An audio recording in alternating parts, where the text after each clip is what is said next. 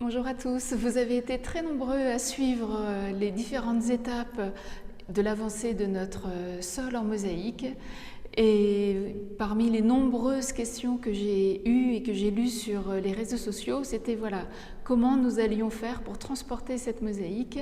Alors le jour J est arrivé, avec Olivier on va couper la mosaïque et ensuite la transporter. Alors pour être plus précise, ce que l'on va faire, on va découper donc la mosaïque qui est pour l'instant posée et collée sur le filet bien sûr.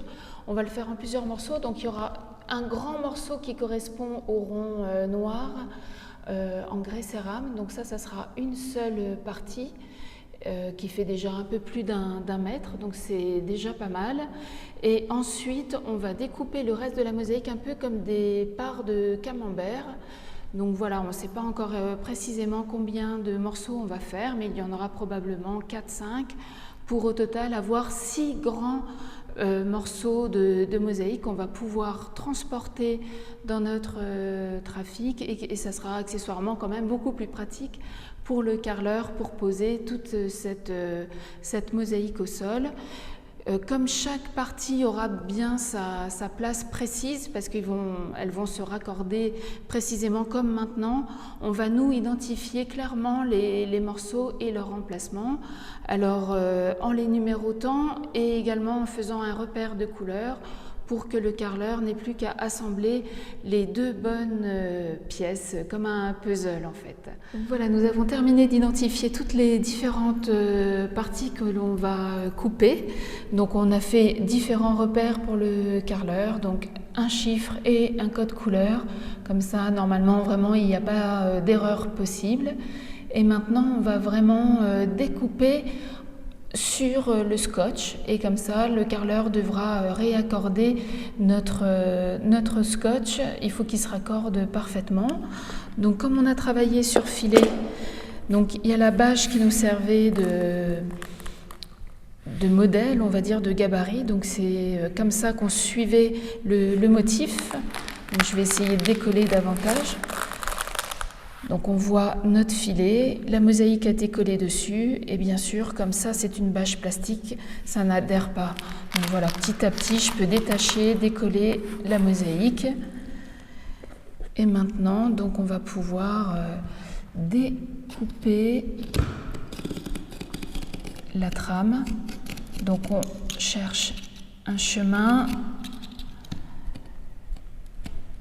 Alors ça demande un peu de poigne.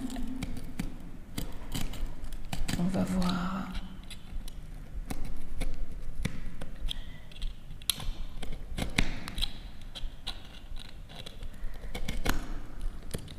Alors bien sûr, comme en mosaïque, les joints ne sont pas alignés. Là, je vais déjà faire toutes mes découpes verticales. Après, je ferai... Voilà, maintenant ici ça se soulève mieux.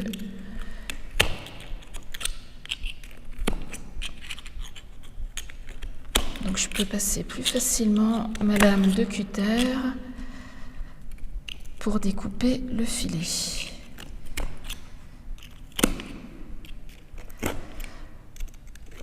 Voilà ici.